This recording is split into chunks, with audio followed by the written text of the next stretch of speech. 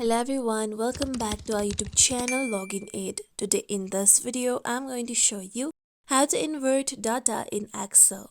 To invert data in an Excel is an easy process. For this, open your Microsoft Excel on your PC.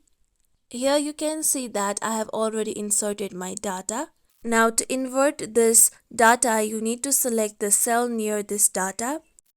After this, you need to number the datas from 1 to the number of datas that you have entered. Here I have entered 6 datas, so I am going to number it from 1 to 6. Then here you can see there are two columns. One is for the data to be inverted and another is reference.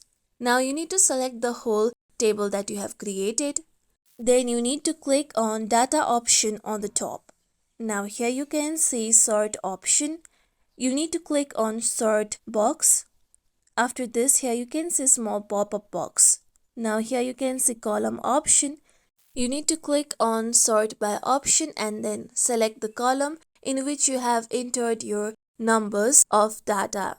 Here I have named my column which I have numbered as reference. So click on reference option.